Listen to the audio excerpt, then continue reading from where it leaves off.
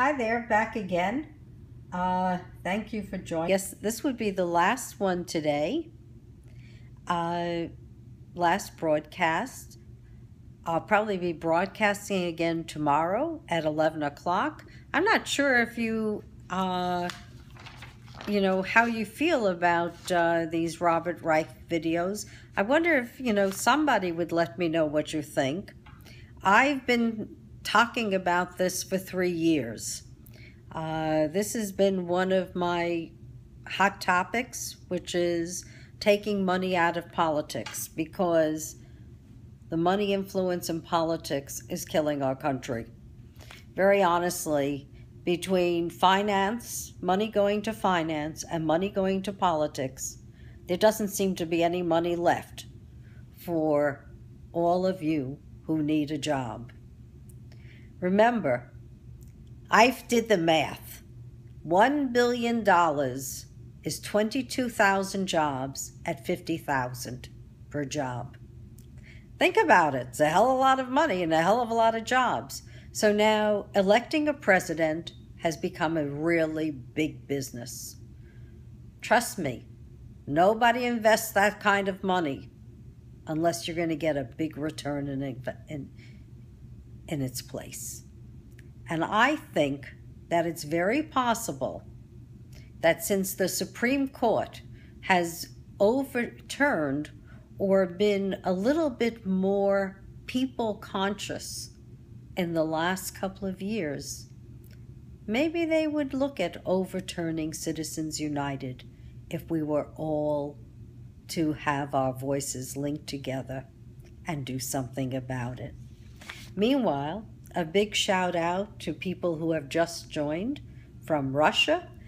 My granddaughter's there for the next 2 weeks. She's in St. Petersburg and Moscow, Brazil, Italy. It's really nice to know that there's a global audience there. Oh, and somebody mentioned, we put a tax on cigarettes, which is true. And people are still smoking, which is true. But you know what? I kind of think that that's really because people are stressed out, like everything else. I think stress is exacerbating race relations because the economy is so dreadful that people don't know how to express themselves. There is a lot of bottled up rage. And one of the reasons is Citizens United. So I'm going to put the video on and then we'll talk. I hope anyone's out there. I think you might find this one interesting. And if you're not that interested, you know what, kids? We'll go back to the old format of my living room chat and we'll keep chatting about all the issues. And though I may bring this to another level, what I think I'm going to do is start doing meetups with folks. Those of you who follow me and support me, I'd like to know who you are, and I'd like to see what we can do together. So I don't want this to be just a digital universe. I want it to be a universe where we all bond together as people as well. Okay, here's the film. Thank you very much. I'm going to put it on now. Okay, and you'll forgive me, I'm not that savvy. I was hoping I could get 2 computers working at the same time. We must get big money out of politics. Here's how.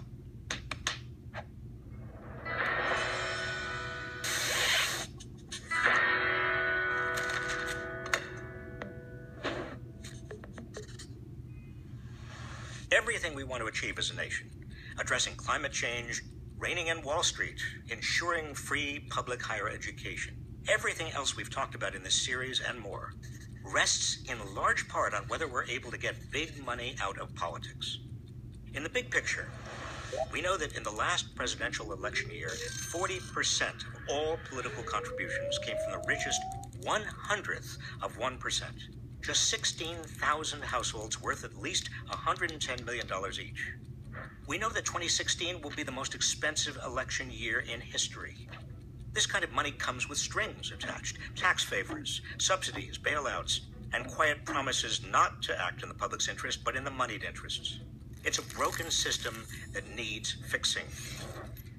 Easy to say, but how do we do it? First, and most immediately, require full disclosure of all original sources of campaign money, so the public knows who's giving what to whom and can hold politicians accountable if they do favors for contributors while neglecting their responsibilities to all of us.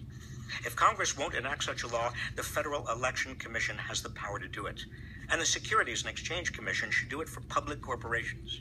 Meanwhile, the president should issue an executive order requiring all federal contractors to fully disclose their political contributions. Next, our government should provide matching funds for small donor contributions. Say, $3 public dollars for every dollar from a small donor. Those public dollars could come from a checkoff on your income tax return indicating you want, say, $15 of your taxes devoted to public financing of elections. Third, and most importantly, we must reverse the Supreme Court's First Amendment decisions holding that money is speech and corporations have the political rights of people, and that therefore no laws can be enacted limiting the amount of money wealthy individuals or big corporations can spend on elections. Seeking a constitutional amendment to overturn Citizens United may itself build a social movement powerful enough to influence the court, like the movement that led to the historic Brown versus Board of Education decision. Ultimately, we need justices who understand that the freedom of speech of most Americans is drowned out when big money can spend as much as it wants. The fundamental rule for an economy that works for everyone is a democracy that works.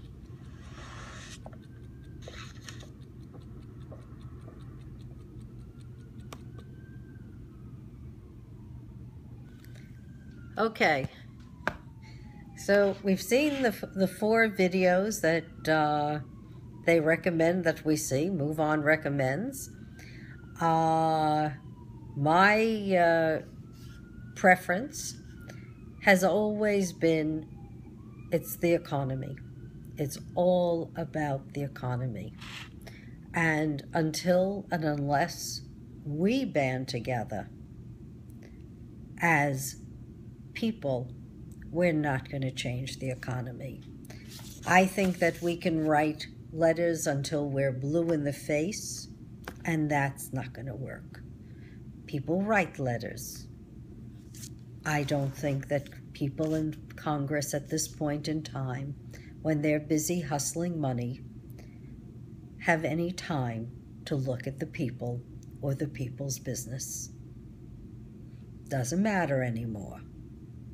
So that's why I think, yes, it's good for us to become very active about issues and try to get those issues implemented. It's the only way, but we're not going to get it by being silent. We're all going to have to link together, whether it's through the internet, whether it's through organizations.